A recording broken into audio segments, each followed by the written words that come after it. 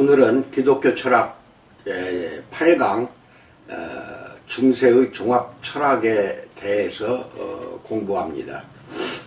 여기는 아우구스티누스에서 아벨라르두스까지 여러분에게 말씀을 드리고자 합니다. 첫 번째, 서론에 대해서 알아봅니다. 1. 중세 정의하기. 고대 이교 철학과 중세의 종합 철학 사이에는 엄청나게 중요한 사건이 있었습니다. 바로 예수 그리스도의 성육신, 죽음, 부활입니다. 이 사건 이후에 사는 기독교 신학자와 기독교 철학자들은 당연히 그리스도 사건 속에서 일어난 일이 자신들의 사고 전반에서 결정적이라는 것을 그들의 출발점으로 여깁니다. 그들은 우리가 예수 안에서 가장 온전한 하나님의 계시와 온 세상을 위한 그분의 목적을 가진다고 믿습니다.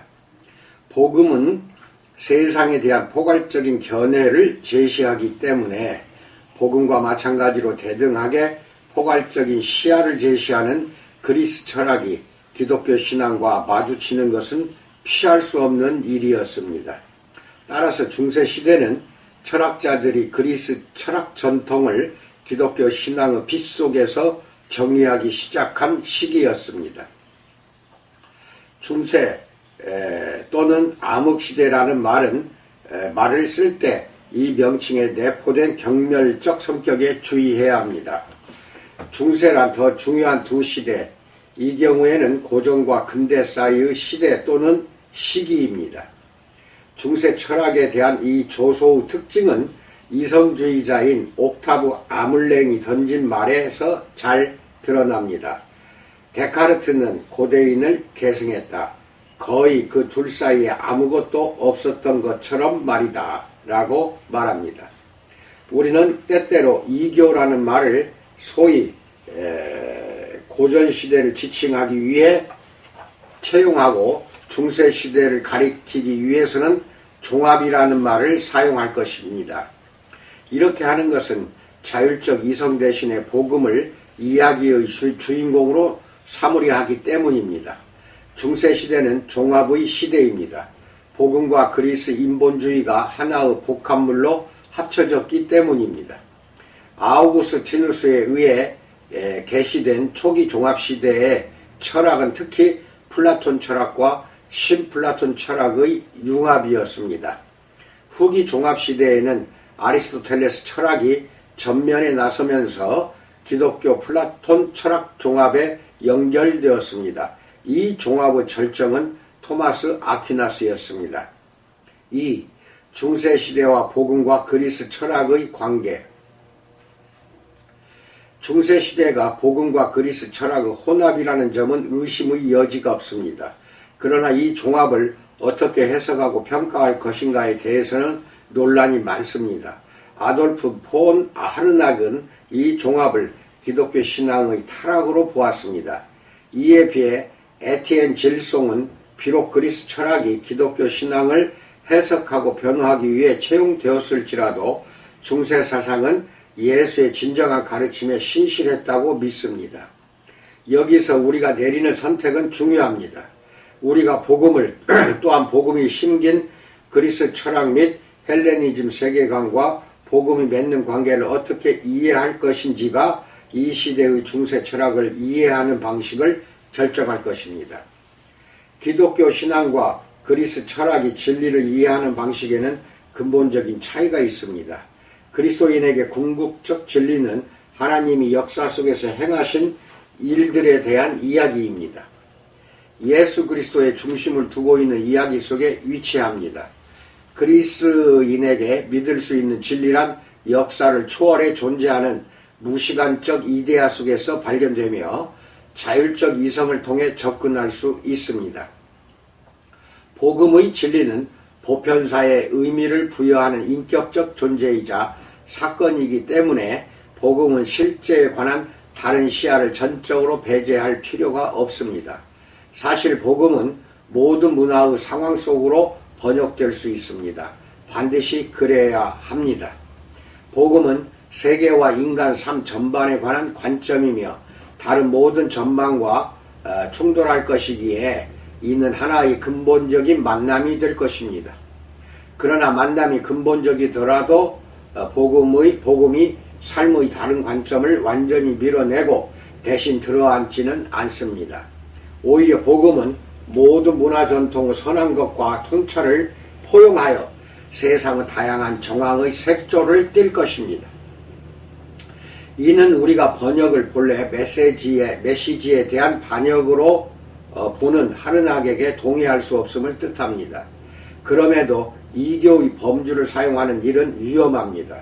우리는 초기 교부들이 그리스 철학의 용어를 사용하여 복음을 표현하고 명료하게 진술하기 시작하면서 그리스 문화의 이교 사상이 상당 부분 수용되었다고 생각합니다. 그러므로 질송에게도 완전히 동의할 수 없습니다. 따라서 우리는 이 시대를 이해할 때 복음을 그리스의 범주로 번역하는 일이 정당함을 인정하는 데서 출발하겠지만 그와 동시에 신실하게 거두어들인 통찰과 그 와중에 흡수된 우상숭배 모두를 통해서 기독교 신앙이 상황화되어 나타난 것도 바르게 평가하고자 합니다. 두 번째, 중세 철학의 뿌리, 이교 로마 시대의 기독교 철학에 대해서 알아봅니다. 1. 교부시대. 그리스인들은 신약성경 속에서부터 그리스 철학과 씨름하기 시작했습니다. 그리스도인들은 그 이후 3세기 동안 2세기에서 5세기까지 교회가 그리스 철학과 씨름하게 한 자극이 적어도 두 가지가 있었습니다. 첫째는 변증이었습니다. 그리스 철학의 범주가 이교 사상가의 공격으로부터 기독교 신앙을 방어하기 위해 채용되었습니다. 둘째는 신학이었습니다. 그리스 철학은 그리스도인들에게 고전 이교 문화의 상황에 맞게 복음을 명료하게 진술하고 해석할 수 있는 용어와 통찰을 제공했습니다. 이 기간에는 기독교 철학을 향한 체계적 접근을 찾아볼 수 없고 그 대신 철학이 신학과 변증학의 시녀로 채용되었음을 볼 수 있습니다. 따라서 우리는 철학적 통찰, 즉 인간론, 존재론, 인식론을 신학과 구별하며 접근할 것입니다. 기독교 사상의 최초 몇 세기 동안에는 플라톤주의가 지배했습니다. 그러므로 초기 기독교 작가들의 철학사상을 아주 대략적으로 일반화해 보면 그 성격이 스토아 철학이 섞인 것과 더불어 플라톤적이거나 신플라톤주의적이며 철학적 관점에서 볼 때 플라톤 전통은 기독교 사상을 꽤 오래 계속해서 지배했다고 할 수 있습니다. 칠송은 초기 중세시대에 대해 이렇게 말했습니다. 플라톤 자신은 전혀 보이지 않았지만 플라톤주의는 어디에나 있었다고 말합니다. 그리스 철학 수용에 대해서는 현저하게 달리 접근했습니다. 테르툴리아누스에게 그리스 철학은 사도 바울의 말처럼 세상의 어리석은 것이었습니다. 그는 이렇게 물었습니다. 예루살렘이 아테네와 무슨 상관이 있는가? 이 수사적 질문에는 분명 아무 상관도 없다라는 답이 들어 있습니다. 반면에 알렉산드리아의 클레멘스에게 그리스 철학은 신학과 복음전도의 목적을 위한 하나님의 선물이었습니다. 테르툴리아누스가 그리스 철학의 우상숭배를 우려했던 반면 클레멘스는 같은 철학적 성찰이 담긴 통찰을 인식했습니다. 이처럼 교회는 우상숭배를 배격하는 한편 통찰은 수용하려고 했습니다. 틀림없이 어떤 이는 다른 이보다 낫긴 했지만 일반적으로 모두가 성경 저자들보다는 덜 비판적으로 플라톤주의를 수용했습니다. 그리스 철학과 씨름한 초기 기독교 사상가들은 이교도의 다양한 비난에 맞서 기독교 신앙을 옹호했던 변증가였습니다. 헬라어로 저술했던 최초의 변증가 중 가장 중요한 사람은 순교자 유스티노스입니다. 순교자 유스티노스가 복음과 플라톤 철학을 종합한 방식은 아주 폭넓은 영향을 미쳤습니다. 그리스 철학의 목적은 신을 찾아 아는 것이었으며 유스티노스도 이 추구를 만족시키기 위해 여러 철학자를 하나씩 찾아보았습니다. 그는 스토아 철학, 피타고라스 철학, 마침내는 주요 플라톤주의자에게 접근했습니다. 그의 목적을 성취할 수 있게 해준 것은 플라톤 철학자였습니다. 플라톤 철학이 영적 실제에 대한 감각으로 인도하고 궁극적 목적인 신을 바라보는 것으로 이끌어 주었기 때문입니다. 그러나 훗날 유스티노스는 플라톤 사상의 불충분성을 인식할 수밖에 없도록 압박한 한 노인을 만나게 됩니다. 유스티노스가 말하기를 그 노인은 성경에서 보다 적절한 대안을 제시했고 자신의 영혼에서는 성경을 향한 불길이 일어났다고 합니다. 계시가 철학 추구에 답을 주었으며 따라서 유스티노스는 나는 철학자다 라고 말했습니다. 그는 기독교가 참된 철학임을 상징하는 의미에서 계속해서 철학자의 망토를 걸치고 다녔습니다. 순교자 유스티노스의 여정에서 볼 수 있는 것처럼 철학은 그리스도에게로 오는 준비로 여겨졌습니다. 그리스도는 철학이 동경하는 바를 성취하십니다. 철학은 바른 질문을 던지지만 계시는 대답을 줍니다. 기독교는 참된 철학을 제공합니다. 하지만 어떻게 복음이 이교 철학의 질문에 답할 수 있는가요? 유스티노스는 그것이 로고스 즉 말씀 곧 예수가 세상에 오셔서 모든 사람에게 빛을 비추신 사실의 결과라고 믿었습니다. 이 견해는 오늘날에도 여전히 널리 받아들여집니다. 예를 들어 추기경 안토니오 카니자레스는 토머스 우즈의 카톨릭 교회는 어떻게 서양 문명을 세웠나 라는 책의 서문에서 이렇게 주장했습니다. 성 요한의 복음서 첫머리에서는 이성 즉 로고스가 본질적으로 신의 성품의 일부라고 확언한다. 더 나아가 로고스라는 단어의 사용 자체가 그리스 철학사상과 계시의 합병이 그저 우연이 아님을 입증한다.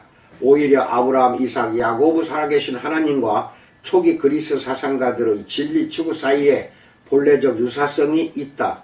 우리는 이 연관성을 참 하나님이요 참 인간이신 예수 그리스도의 부활에서 결정적 방식으로 발견한다.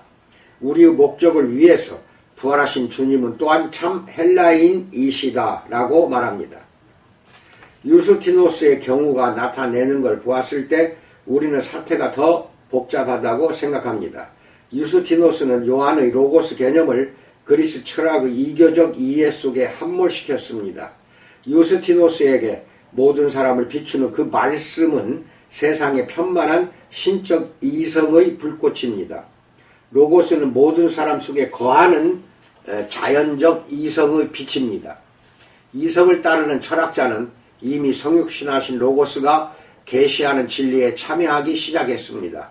참된 말씀이신 예수는 철학자들이 구원과 하나님 보기를 추구하는 데 대한 대답입니다. 예수 그리스도는 영혼이 영적 실제로 올라가도록 중보하십니다. 유스티노스의 기독교 신앙 이해는 용어뿐만 아니라 내용에서도 상당 부분 플라톤주의의 신세를 지고 있습니다. 이 점은 그의 이원론적 존재론, 즉 정신과 물질 영역, 인간을 몸속에 있는 영혼으로 보는 이원론적 인간론, 즉 인간은 몸속에 담긴 영혼이라는 정신적 영역으로의 도피라는 구원관, 더욱 성경적인 이해와 대조되는 이성주의적 로고스 이해에서 잘 드러납니다. 이레나이우스는 이교 철학의 위험성에 대해 유스티노스보다 잘 인식하고 있었습니다. 그의 사상은 기독교 신앙의 역사적이고 우주적인 성격에 대한 강력한 이해를 보여줍니다. 이것은 부분적으로 그가 하나님과 물질의 이원론을 상정하는 영지주의와 싸웠기 때문입니다. 이레나이우스는 무에서 창조하는 자유롭고 선한 창조자의 사역에 의한 선한 창조, 예수를 믿음을 통한 구원, 자유의지의 결과로 인한 악, 유일하고 참된 지식인 사도들이 전한 복음, 성경에 나오는 구속사의 통일성에 대한 강조, 첫째 아담이 행한 일을 원래대로 돌리신 둘째 아담인 예수의 역사적 사역을 힘주어 말했습니다. 오리게네스는 초기 기독교 사상가 중에서 플라톤 철학의 가장 덜 비판적이었습니다. 여기서 플라톤 철학과의 종합은 복음을 상당히 절충시켰습니다. 하나님은 그분의 선하심이 갖는 필연성에 의해 영원 속에서 세상을 창조하셨습니다. 하나님이 로고스를 창조를 위한 원형으로 사용하시기에 말씀으로 만물이 창조되었다고 말할 수 있습니다. 인간은 하나님의 신적 생명에 온전히 참여하는 운명을 가진 영으로 창조되었습니다. 그러나 죄에 빠진 결과로 이제 우리는 몸을 입었습니다. 언젠가는 모든 영혼이 하나님과 영적 연합에 이를 것입니다. 이렇게 간략하게 그려봄으로써 기독교 신앙과 플라톤 철학 사이의 최초의 종합에 대해 몇 가지 알 수 있습니다. 첫째, 우리는 초기 기독교 사상가들에게서 어떤 철학책에도 발견할 수 없습니다. 둘째, 플라톤주의가 모든 사상가들에게 어느 정도 부정적 영향을 미쳤긴 하지만 오리게네스의 치명적인 적응, 유스티노스와 클레멘스의 의미 있는 평가, 이레나이우스의 보다 분별력 있는 채용, 테르툴리아누스의 배격 사이에는 상당한 차이가 있습니다. 셋째, 기독교 신앙에 접목된 플라톤 철학의 여러 주제는 계속해서 교회에 장애가 되었습니다. 이성적 로고스라는 우상숭배적 개념과 예수 안에서 육신이 되신 하나님의 창조적 말씀이라는 유대교적 개념과 종합하는 것, 구원의 역사적, 공동적, 우주적 차원을 축소하는 것, 이 세상에서 정신적으로 탈출하는 것으로서의 구원, 열등한 곳인 물질세계, 몸과 세상에서의 육체적 삶을 평가절하하는 몸과 영혼의 이언론이 그렇습니다. 넷째, 일반적으로 그리스 철학과 특히 플라톤 철학은 많은 통찰, 예를 들어 인생의 최고 목표인 하나님에 관한 지식을 주었고 신학에서 복음을 변호하고 정교하게 설명하는데 이용할 수 있는 여러 분석적 도구를 제공했습니다. 2. 아우구스티누스는 초기 기독교 사상가 중 단연코 가장 위대한, 심지어 역사상 가장 위대한 사람 중 하나입니다. 스콧 맥도널드는 이렇게 말합니다. 그는 기독교를 철학에서 추구하는 참된 지혜라고 옹호했던 첫사람은 아니었다. 그러나 무엇보다도 대단히 중요한 역사적 시점에 기독교가 철학적 통찰을 위해 채굴될 수 있음을, 철학적으로 세련된 방식으로 철학적 질문들에 답할 수 있음을, 이교 철학 체계들에 필적할 만큼 철학적으로 만족스러운 세계관으로 제시될 수 있음을 보여준 사상가였다라고 말합니다. 작은 1. 아우구스티누스의 생애와 작품에 대해서 알아봅니다. 아우구스티누스는 354년 북아프리카의 타가스테에서 태어났습니다. 그의 어머니 모니카는 헌신적인 그리스도인이었지만 아버지는 이교도였습니다. 모니카는 아우구스티누스를 그리스도인으로 양육했지만 아우구스티누스는 370년에 카르타고로 수사학을 공부하러 가서 신앙을 잃었습니다. 그는 정인을 얻어 10년을 같이 살면서 아들을 보기도 했습니다. 아우구스티누스는 조숙했고 수사학에 매우 재능이 있는 학생이었습니다. 그는 19세에 키케로의 호르텐시우스를 읽었고 그 책은 그의 마음을 철학과 지혜를 향한 사랑으로 불붙게 했습니다. 그는 어려서 가르침을 받았던 기독교보다 마니교에서 악에 대해서 더 만족스러운 답을 찾고 마니교로 돌아섰습니다. 마니교에서는 두 개의 궁극적 원리, 즉 선인 빛과 악인 어둠이 영원히 함께 존재한다고 믿었습니다. 인간의 영혼은 물질세계의 몸에 갇히게 된 빛의 파편이라고 보았습니다. 금욕적 삶이 영혼을 해방시켜 빛에 다시 연합하게 해줄 것입니다. 아우구스티누스는 마니교를 받아들이면서 기독교와 완전히 결별했습니다. 아우구스티누스는 잠시 고향에 돌아온 이후 374년에 카르타고에서 수사학을 가르치기 시작했습니다. 384년에는 먼저 로마에서, 후에는 밀라노에서 수사학을 가르치기 위해 떠났습니다. 그때까지 그는 마니교를 떠나 학문적 회의주의자로 있었습니다.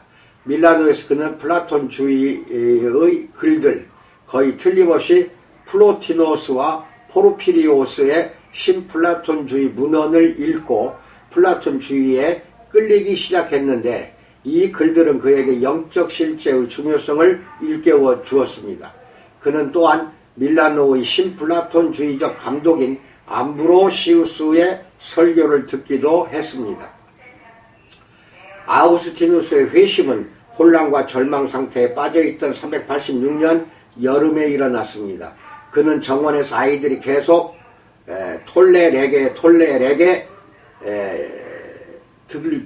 들고 읽으라 라고 왜 소리치는 것을 듣고 선약 신약 성경을 집어들었고 무작위로 로마서 13장 13절로 14절을 읽었으며 이때 회심했습니다. 아우구스티누스의 기독교 이해는 그의 생애의 이른 시점, 그가 자신의 철학 프로그램을 설명한 아카데미아 학파 반박을 쓸 때까지는 매우 플라톤적이었습니다. 아우구스티누스는 387년에 암브로시우스에게 세례를 받았으며 388년에 북아프리카로 돌아갔습니다. 아우구스티누스는 남은 생애를 북아프리카에서 사제로 그 이후엔 감독으로 보냈습니다. 그는 바쁘게 생활하는 가운데서도 엄청나게 많은 책을 출판했고 약 500만 자 분량이 남아 있습니다. 그것이 얼마나 많은지 아우구스티누스의 생산량은 그 이전의 라틴 문학이 존속하는 전체 분량과 양적으로 대등하다라는 말이 있을 정도입니다. 가장 유명한 작품으로는 고백록, 삼위일체론, 신국론이 있습니다. 고백록과 신국론은 중세시대 내내 널리 읽혔으며 중세뿐 아니라 그 이후에도 엄청난 영향을 끼쳤습니다. 아우구스티누스는 반달족이 히포를 포위한 430년에 죽었습니다. 아우구스티누스의 작품은 많은 주제를 다루었으며 분명한 발전을 보여줍니다. 아우구스티누스는 기독교 사상가로 성숙해 갔으며 그의 후반기 철학은 훨씬 더 성경과 조화를 이룹니다. 아우구스티누스는 철학을 별개의 학문으로 보지 않았습니다. 그의 철학은 신앙적이며 신학적인 글에 섞여 있으며 따라서 우리가 할 수 있는 최선은 넓은 문학적 옥감에서 철학적 실을 뽑아내는 것입니다. 작은 이 지혜축으로서의 철학에 대해서 알아봅니다. 아카데미아 학파 반박에 나오는 아우구스티누스 자신의 말이 좋은 출발점인데 이 책이 회심 직후에 나왔다는 점을 기억해야 합니다. 나의 프로그램 전체를 이야기해 보려고 한다. 나는 언젠가 죽을 이 세상 사람들이 선하다고 여기는 모든 것으로부터 돌아섰다. 그리고 이 지혜를 추구하는 일에 매진하려는 목표로 세웠다. 누구나 우리가 권위와 이성의 이중 충동에 의해 배움을 강요받고 있다는 데 동의한다. 나는 이 순간 이후로 그리스도의 권위에서 결코 떠나지 않겠다고 결심했다. 그보다 더 강력한 것을 발견하지 못했기 때문이다. 그러나 나는 최고로 예리한 이성의 통찰을 가지고 그리스도의 권위를 따라야 한다. 이제는 믿는 것뿐만 아니라 이해하는 것을 통해서도 진리를 파악하려는 무한한 욕구를 가지는 경험을 갖기 때문이다. 이와 더불어 나는 플라톤주의자 가운데서 우리 종교의 가르침에 반대되지 않는 것을 발견하게 하게 되리라고 확신한다 라고 말합니다. 아우구스티누스의 철학적 목표는 지혜, 즉 하나님을 아는 지식에서 절정에 이르러 인간이 갈구하는 행복을 가져오는 진리의 지식입니다.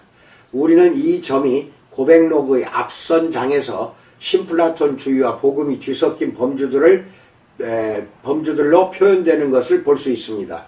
고백록은 하나님께 드리는 놀랍도록 긴 기도로 회심에 이르기까지의 아우구스티누스의 생애에 관한 영적 자서전을 제공합니다. 하나님을 알고자 하는 그의 열망은 철저히 성경적이지만 그 작업을 표현하는 것은 신플라톤주의적입니다. 아우구스티누스는 물질세계에 빠져있고 감각적인 것에서 만족을 추구해왔습니다. 그는 물질세계에서 해방되어 하나님을 알게 되기를 갈망합니다. 이 갈망은 피조세계에 집착하지 않는다는 더욱 성경적인 의미를 가질 수 있지만 아우구스티누스에게 갈망은 그 이상입니다. 그의 지혜 추구를 방해하는 것은 바로 피조세계의 물질적 속성과 그 욕망입니다. 더욱이 아우구스티누스의 여정은 내면을 향한 것이었습니다. 그는 자신의 내적 존재에서 진리가 발견되리라 믿으며 그것을 면밀히 살폈습니다. 그것은 또한 개인적이어서 1인칭 단수로 점철됩니다. 그러나 아우구스티누스는 특히 마니교뿐만 아니라 플로티누스와도 달리 창조의 물질성을 악으로 보지 않습니다. 그는 하나님이 세상을 무로부터 자유롭게 세상을 창조하셨다는 것과 그것이 선함을 인정합니다.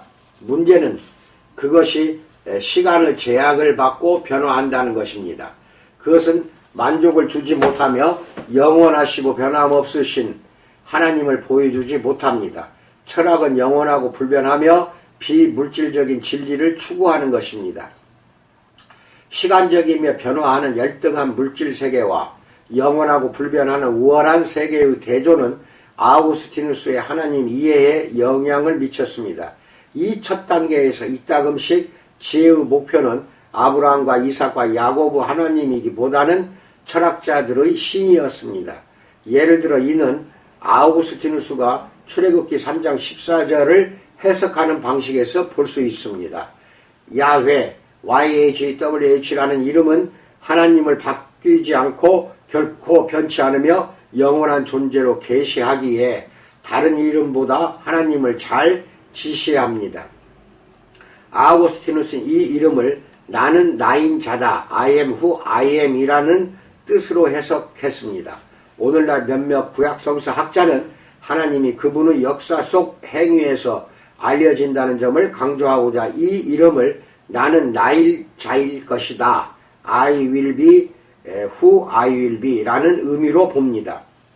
하지만 아우구스티누스의 생각에는 바로 역사의 흐름 위에 서 계시는 하나님의 불변적 성격이 하나님을 참되신 존재로 만듭니다. 하나님에 관한 지식은 예레미야서 22장 16절에 나오는 반대의 예처럼 하나님의 사명에 능동적으로 참여하기보다는 철학과 사색을 통해서 옵니다.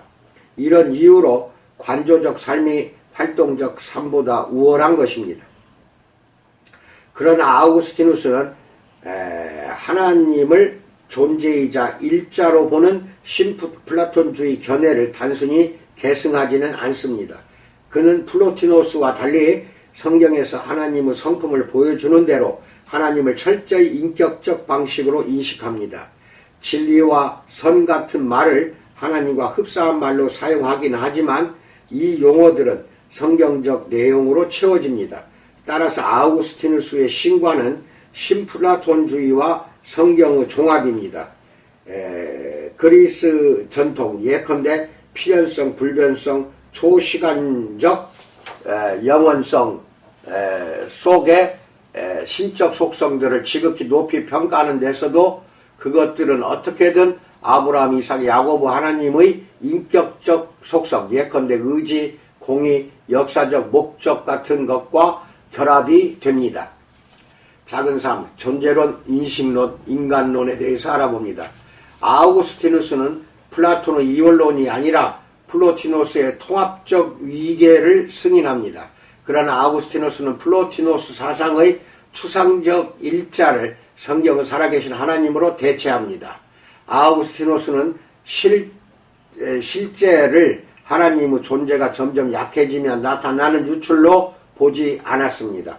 그는 하나님의 존재와 창조 사이의 창조주, 피조물 구분을 확고히 주장했습니다.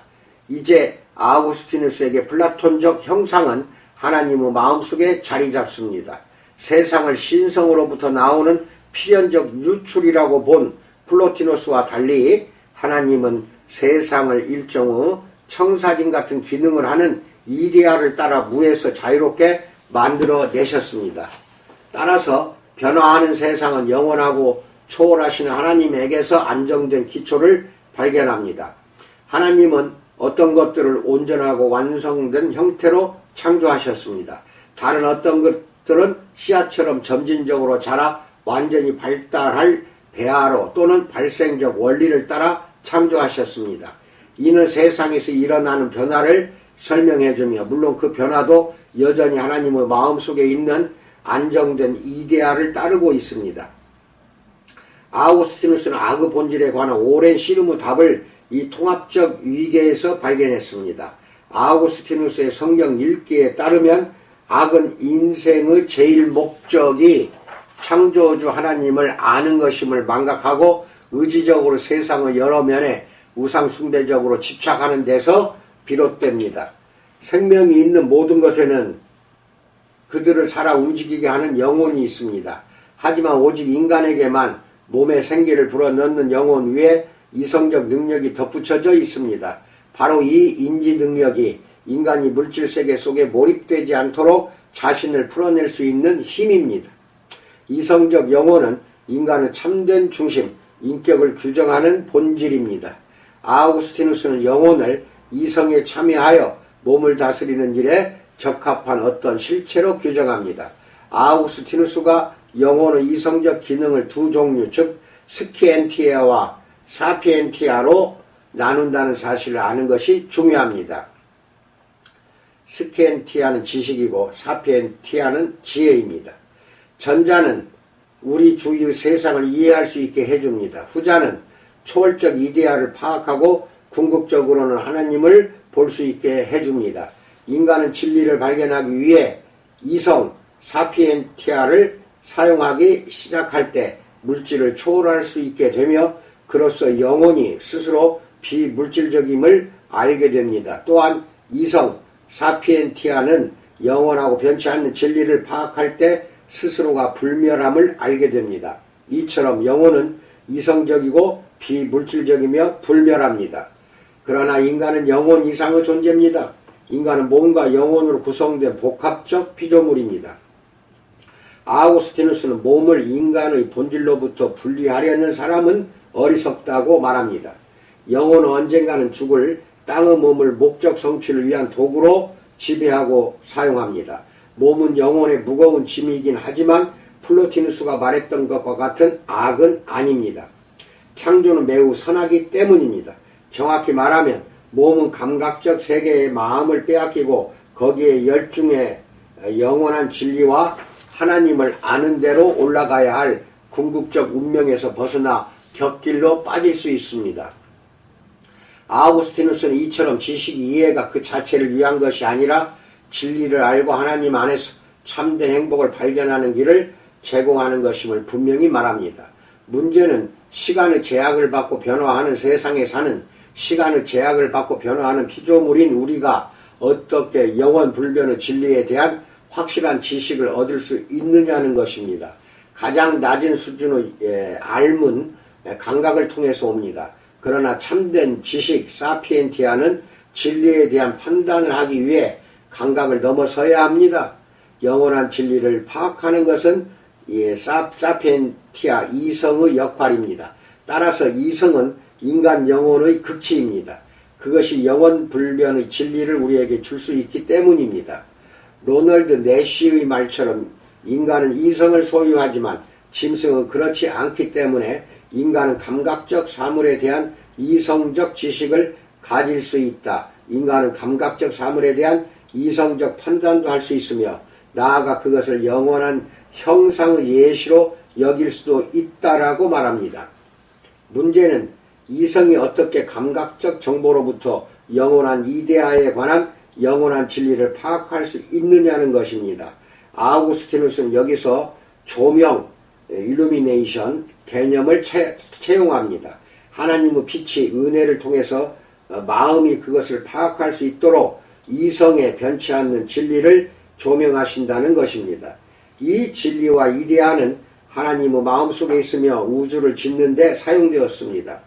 하나님은 우리 마음에 빛을 비추심으로써 우리가 옳고듬이건 정이건 무엇에 관해서든 참된 판단을 할 수 있게 하시고 우리 마음은 하나님의 마음속에 있는 영원불변의 진리와 참된 접촉을 하게 됩니다. 인간의 합리성과 하나님의 마음속 이데아를 따라 만들어진 세상의 이성적 구조 사이에는 조화가 존재합니다. 작은 사, 역사와 하나님의 도성에 대해서 알아봅니다. 신국론은 로마의 멸망이 기독교가 제국에 끼친 영향의 결과라는 이교도의 비난으로부터 기독교를 변호하기 위해서 쓰였습니다. 실제로 신국론은 로마의 멸망에 관한 로마인들 내러티브를 이야기로 압도하려는 시도였다는 커티스 챙의 주장은 옳습니다. 챙은 로마인들의 내러티브가 종교, 철학, 역사라는 세 가닥실로 꼬여 있었음을 보여줍니다. 종교적으로 보면 로마의 지성인들은 로마가 신들을 저버렸다고 주장했습니다. 역사적으로 보면 베르길리우스 및 다른 이들이 말하는 것처럼 로마는 로물루스 레무스의 건국신화를 저버렸습니다. 철학적으로 보면 로마는 플라톤 전통을 저버렸습니다. 아우구스티누스는 성경의 줄거리를 추적하여 이 셋 모두를 논박합니다. 신국론은 눈에 보이지 않는 두 사회에 관한 이야기입니다. 하나님의 도성 예루살렘과 세상의 도성 바벨론은 최후의 심판 때까지 역사 내내 싸웁니다. 전자는 하나님 사랑, 후자는 자기 사랑으로 묶여 있습니다. 이 도성들이 교회와 국가와 동일시 되어서는 안 됩니다. 오히려 이 둘은 세상에서 작동하는 영적 번세와 같습니다. 하나님의 도성이 주로 교회 안에서 발견되고 세상의 도성이 로마를 포함한 다양한 역사상의 국가에서 발견되는 것은 사실이지만 엄격하게 보아 동일시할 수는 없습니다. 이 책에서 아우구스티누스는 신플라톤주의 정적이고 영성주의적인 기독교로부터 역사 속에서 나타나는 하나님의 목적에 대한 보다 역동적인 역사적인 전망으로 나아가고 있습니다. 그것은 역사 위에 서 있는 이데아가 아니라 하나님의 섭리적 통치에 의해 의미를 부여받는 보편사 내러티브입니다. 마이클 맨델슨이 주장하듯 아우구스티누스는 성경이 역사적 차원을 가지고 있음을 민감하게 인식한다. 그는 또한 성경의 전통과 그가 의존하는 신플라톤주의 체계 사이의 긴장에 대해서도 민감하다.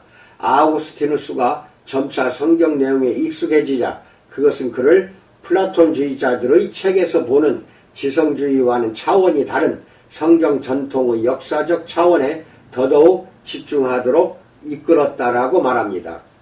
그리하여 예를 들면 악과 선의 싸움은 실제의 물질적 양상과 정신적 양상 사이에서 일어나는 것이 아니라 이야기가 전개되는 맥락 속에서 작동하는 영적 권세로 설명됩니다.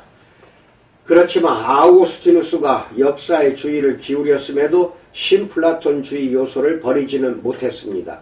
하나님의 섭리가 바벨론의 문화발전을 포함해 모든 역사를 관장하기에 결국 이 도성은 파괴될 것입니다. 단지 악뿐만 아니라 도성 자체가 파괴될 것입니다. 문화발전과 이 세상 삶의 의미는 악화됩니다. 역사의 종말은 창조 회복이 아니라 새 창조와 플라톤적 천국이 흥미롭게 혼합된 하나님의 도성을 건립하는 것입니다. 그곳에서 선택받은 이들은 결국 이 시간의 제약을 받는 세상의 변화를 벗어나 다음 세상의 영원으로 들어갈 것입니다. 작은 다섯 번째, 평가에 대해서 알아봅니다. 아우구스티누스는 지금까지도 계속하여 심대한 영향을 끼치고 있는 철학적 거인입니다. 그의 고백록은 자전문학에 심대한 영향을 미쳤습니다. 내향성을 다루는 그의 이론은 르네 데카르트와 에드문트 후설에게 깊은 영향을 주었습니다. 신국론은 지금까지 한 번도 절판된 적 없이 역사 철학과 정치 사상을 형성해 왔습니다. 이런 이야기는 계속할 수 있습니다. 현대 가톨릭 철학자인 알레스데어 맥킨타이어는 계몽주의, 아리스토텔레스 토마스주의, 아우구스티누스 전통을 오늘날 우리가 활용할 수 있는 3대 조류로 꼽습니다. 실제로 우리는 스스로 이 세 전통 중 아우구스티누스 전통에 서 있다고 할 수 있습니다.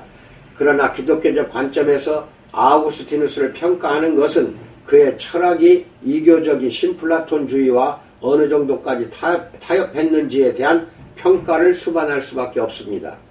완전히 신실했다는 견해에서 완전히 훼손되었다는 견해까지 다양한 견해가 있습니다.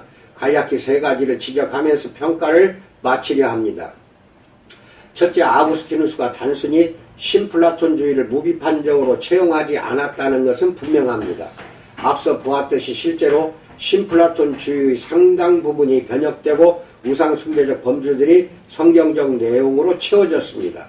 그러나 둘째, 아우구스티누스가 기독교 신앙과 플라톤 철학을 종합하는 가운데 성경은 여러 강조점이 훼손되진 않았다 하더라도 약화되고 심지어는 가려지고 말았습니다. 궁극적으로 아우구스티누스 철학의 수직화, 개인화, 내면화가 하나님이 창조를 회복하시는 이야기인 역사의 의미를 평가절하합니다.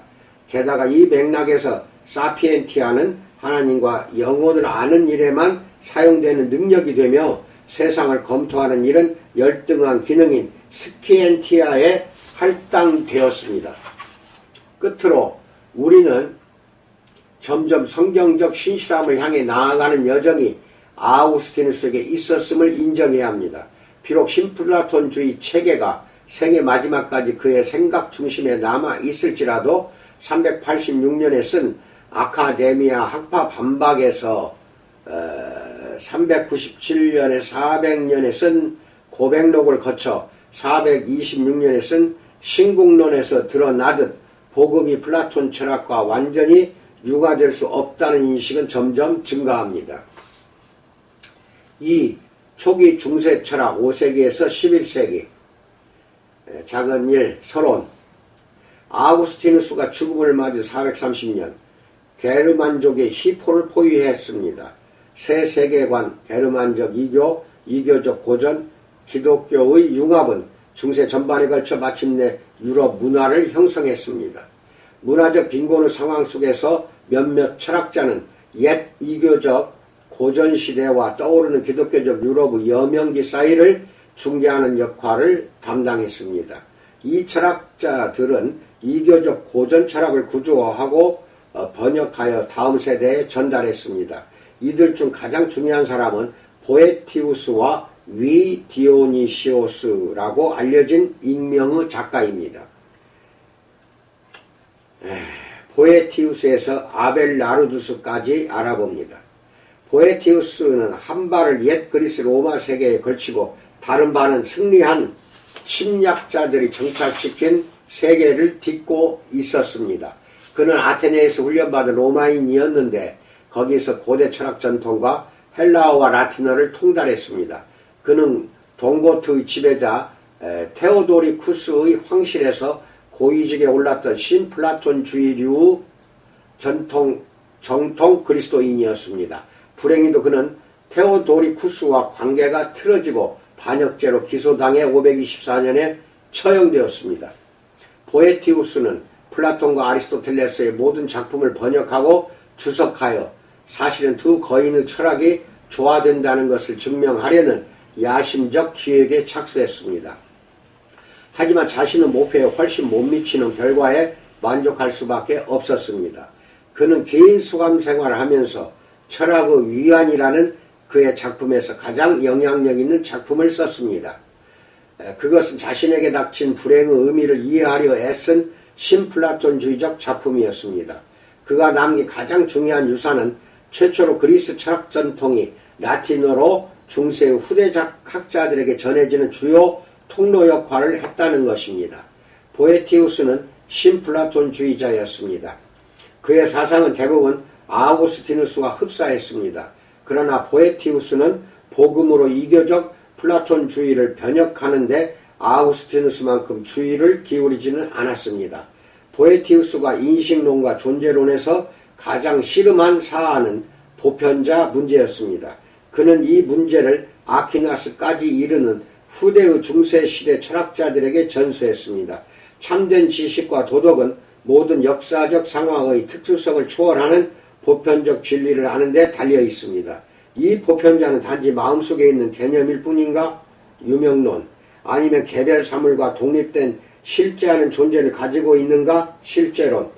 보에티우스는 보편자가 단순히 개념이 아니라 개별 사물 안에서 하나님의 마음속에 있는 이데아를 반영하는 실제하는 비물질적 존재를 가지고 있다고 믿었습니다. 이에 대한 그의 긴 논의는 중세시대 내내 실제론자와 그 이후의 유명론자 사이에서 일어난 다양한 싸움, 아퀴나스가 마침내 하나의 해결책을 제시했던 그 싸움의 원인을 제공했습니다. 보에티우스는 교황에게 보낸 편지에서 그에 앞서 아우구스티누스가 그랬던 것처럼 스콜라 철학의 유명한 경고를 만들어냈습니다. 가능한 한 최선을 다해 신앙을 이성에 결합시켜라 라고 말합니다. 질성은 이것이야말로 그가 스콜라 철학의 창시자 중 하나로 여겨져야 마땅한 이유라고 평가합니다. 삼위일체에 관한 보에티우스의 작품들에서 우리는 이성과 신앙이 결합되는 길을 어렴풋이 볼 수 있습니다. 이성은 성경 계시의 권위에 의해 신앙으로 받아들인 교리를 합리적으로 검토하는 데 사용됩니다.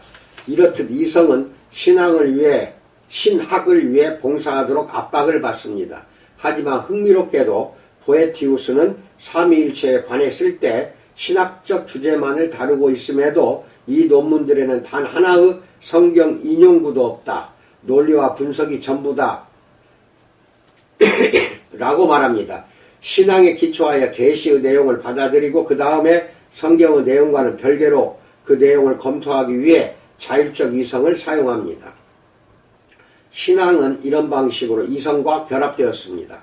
여기서 우리는 스콜라주의의 원칙을 봅니다. 철학은 신학으로부터 독립하여 그러나 신학을 보완하며 스스로의 힘으로 설 수 있다라고 말합니다. 철학사에 엄청난 영향력을 행사한 또 다른 일군의 글은 디오니시오스 아레오파기타라는 별 필명으로 쓰인 신플라톤주의적 작품입니다.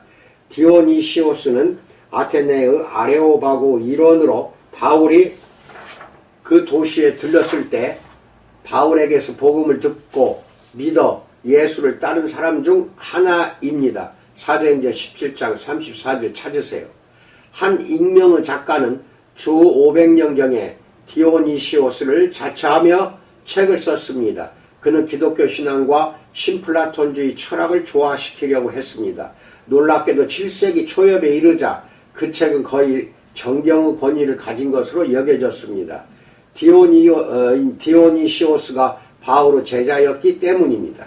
그 책은 대단한 영향을 미쳤는데 그 중요성은 하르나기 초기 중세 전통 전체를 자주 아레오파기타 아우구스티누스주의의 관점이라고 부른 데서 드러납니다. 그 책에서 복음과 신플라톤주의의 경계선을 모호합니다. 기독교의 창조 이해가 신플라톤주의 개념인 유출과 종합되었습니다. 하나님을 정점으로 그분과 인간 사이에 일련의 영적 존재들이 배치되어 있는 신플라톤주의와 유사한 위계가 분명히 나타나 있습니다. 영혼이 하나님과 연합하기 위한 영적 상승은 정화, 조명, 연합이라는 삼중 과정을 거쳐 이루어지며 이 용어는 훗날 신비주의자들이 신비적 상승을 설명하는 데 사용합니다. 신플라톤주의의 영향은 또한 디오니시오스의 종교 언어인 부정철학에도 나타나 있습니다. 우리는 하나님이 어떤 분인지 긍정적으로 말할 수 없습니다. 우리는 그분이 어떤 분이 아닌지에 대해서만 말할 수 있습니다. 여기서 또다시 하나님을 아는 일을 돕는 철학이 성경과 이교 철학의 불안정한 종합으로 인식되고 있음을 봅니다. 보에티우스 이후 11세기까지 철학은 침체기를 겪습니다. 그러나 이 시기에도 언급할 가치가 있는 한 철학자가 등장합니다. 요하네스 스코투스 에리우게나는 중세시대를 형성하는 영향력을 행사한 또 다른 주요 신플라톤주의자 그리스도인입니다. 그는 프랑크 제국의 황제 카롤루스 대머리 왕의 궁정학교에 가르치러 갔던 아일랜드 출신 수사였습니다. 그는 위 디오니시오스의 모든 작품을 라틴어로 번역했으며 그의 신플라톤주의 기독교적 전망을 상세히 설명하기 위해 복잡한 존재론을 발전시켰습니다. 에리우게나의 존재론적 위계는 아우구스티누스의 것과 마찬가지로 성경을 통해 하나님을 안다는 목적을 가지고 있습니다. 철학은 하나님을 겸손하게 예배하며 이성적으로 연구하는 참된 종교를 설명합니다. 따라서 에리우게나는 이렇게 쓸 수 있습니다. 철학을 통하지 않으면 아무도 천국에 들어갈 수 없다라고 말합니다. 하나님을 알게 되고 예배하며 이해하는 것은 하나님이 세상을 체계화하신 방법을 이해함으로써 인간이 사다리를 타고 다시 하나님께 올라갈 수 있게 됨을 의미합니다. 이 수많은 초기 철학자들이 그랬듯이 에리우게나도 철학에서 종교적 목적을 발견했고 그 목적을 실현하기 위해 신플라톤주의의 범주들을 활용했습니다. 에리우게나는 위 디오니시오스처럼 창조와 유출을 결합해 하나님으로부터 흘러나오는 위계를 제시했습니다. 그는 자연구분론이라는 책에서 세상의 구조에 관한 설명을 제시하려 했습니다. 에리우게나에게 자연은 존재하는 모든 것을 뜻합니다. 심지어 하나님도 포함됩니다. 그러므로 자연은 실제와 동의어입니다. 책 제목을 실제의 구조로 바꾸어도 무방할 것입니다. 에리우게나는 세계를 4개의 기본 범주로 나누었습니다. 근원으로서의 하나님, 창조하되 창조되지 않은 자연, 이데아, 창조되었고 창조하는 자연, 사물의 세계, 창조되었고 창조하지 않은 자연, 목적으로서의 하나님, 창조하지도 창조되지도 않은 자연. 이 위계에는 하나님으로부터 보편적 이데아를 거쳐 사물세계로 내려와 다시 하나님께로 돌아가는 존재론적 운동이 있습니다. 하나님은 창조와 인생의 원천일 뿐 아니라 목적이기도 합니다. 인생의 목적은 궁극적으로 하나님께로 돌아가 잃어버린 연합을 회복하는 것입니다. 프랑스는 10세기에 들어 쇠퇴, 정치적 혼란, 전쟁, 폭력의 시대로 빠져들었습니다. 지성적 삶의 가냘픈 빛이 3, 4세기에 그랬던 것처럼 베네딕투스 수도원 속에 남아 있습니다. 하지만 질속은 이렇게 말했습니다. 만사가 끝난 지금 돌아볼 때 에리우게나의 죽음부터 11세기 초반의 변론가들과 반변론가들 사이의 신학 논쟁에 이르기까지 황폐한 땅에서는 철학사가들이 거둘 수 있는 것이 별로 없다라고 말합니다. 질송이 언급한 논쟁은 신앙 탐구를 위한 이성 사용에 대한 싸움이었습니다. 어떤 이들은 변증법적 이성 사용에 대해 극도의 자신감을 드러낸 반면 다른 이들은 이에 대해 의심을 표하거나 심지어 비난하기도 했습니다. 안셀무스와 그의 스승 람프랑코는 이성의 가치를 인정하는 중간 입장을 취했으나 그것을 제한된 범위 내에 두려 했습니다. 그렇다 해도 이성의 해석 능력에 대한 성 안셀무스의 자신감은 무제한적이었는데 이는 안셀무스가 한때 기독교 이성주의자로 지칭되던 것 이상이었습니다. 요셉 피퍼도 캔터베리의 안셀무스가 출현시킨 이후 서구 기독교 내에서 좀처럼 사라지지 않는 연역적 이성주의의 위험을 이야기합니다. 안셀무스는 베네딕토회에 들어가 베크 수도원의 부원장을 거쳐 대수도원장이 되었습니다. 이어서 93년에는 물리적 강요로 캔터베리의 대주교가 되어 1109년에 사망할 때까지 그 직을 수행했습니다. 안셀무스는 아우구스티누스의 충실한 제자로 그의 작업은 스스의 신플라톤주의 정신과 범주들을 물씬 풍깁니다. 그러나 그의 신학과 철학 작업은 후기 스콜라주의 사상에서 보다 일반화된 훨씬 변증법적인 형식을 보여줍니다. 그래서 안셀무스는 스콜라 철학의 아버지라고 불립니다. 안셀무스는 지식에는 두 원천, 즉 이성과 신앙이 있다고 보았습니다.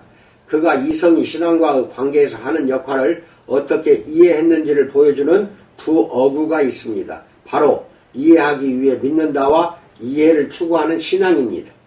안셀무스는 모놀로기온 서문에서 자신의 방법론을 분명히 밝힙니다. 안셀무스는 동료 수사들의 요청에 응해 성경의 권위에 기초하지 않고 오로지 부정할 수 없을 정도로 강한 이성적 논증의 힘으로 하나님의 존재를 증명할 논증을 제시하기로 합니다.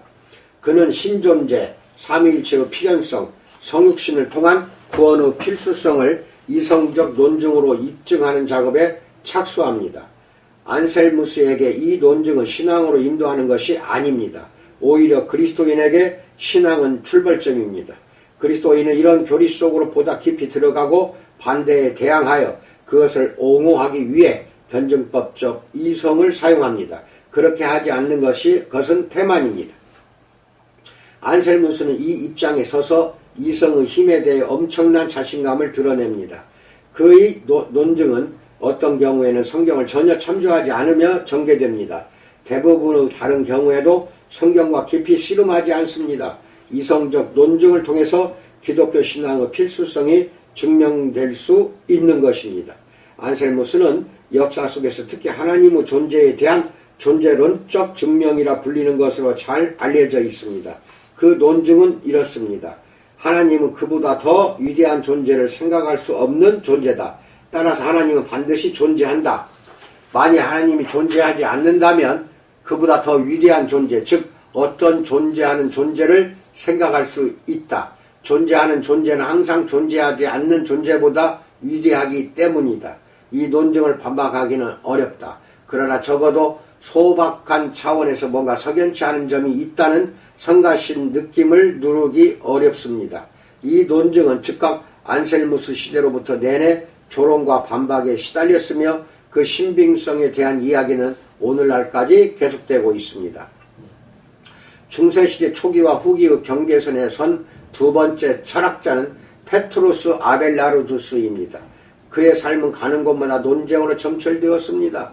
항상 학생들이 모여들었고 새로운 적들이 생겨났습니다. 가장 악명 높은 사건은 노틀담 학교 교수 시절 16세 제자였던 엘로이즈를 유혹한 일입니다. 둘은 아이를 가졌고 비밀리에 결혼도 했습니다. 불행하게도 이 연애 사건은 행복한 결말로 이어지지 않았습니다. 엘로이즈의 후견인이 이를 알게 되었고 두 자객을 사주하여 아벨라르두스를 붙잡아 거세하는 끔찍한 복수를 했습니다. 그의 삶 역시 논쟁으로 마쳤습니다. 그는 1140년에 상스에서 열린 공의회 회에서 19가지 이단적 항목으로 정죄당했습니다. 하지만 철학사에서 그의 위치는 논리학과 스콜라 철학 방법론 발전에 기여했다는 두 가지로 인해 확고합니다. 아벨라르두스는 보편자 문제, 윤리학, 신학이라는 세 영역에서 논리의 변증법적 힘을 활용했습니다. 아벨라르두스는 보편자가 실제 사물이나 본질이 아니라 어떤 것들이 실제로 공동으로 가지고 있는 실제의 비슷함이나 유사성을 묘사하는 이름이라고 주장했습니다. 윤리학에서 그는 의도성 또는 동기를 검토했고 행위는 객관적 도덕 질서가 아니라 의도만으로 판단해야 한다는 결론을 내렸습니다. 신학에서는 그의 작품 예와 아니오에서 스콜라 철학 방법론의 기초를 정립했습니다. 여기서 그는 반성적 사고를 촉진시키기 위해 성경과 교부의 저작에서 150개의 신학 주제에 관한 상충하는 의견을 모아 서로 나란히 배치해 놓았습니다.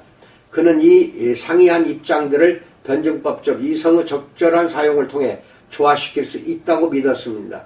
훗날 페트루스 롬바르두스는 명제집이라는 제목을 붙인 책을 썼는데 거기서 이 신학 방법론을 사용했으며 그 책은 대학에서 사용하는 표준 교과서가 되었습니다. 아벨라르두스는 단연코 이 시기의 가장 중요한 철학자로 우뚝 서 있으며 이성을 신앙의 문제에 적극적으로 활용한 것으로 유명합니다.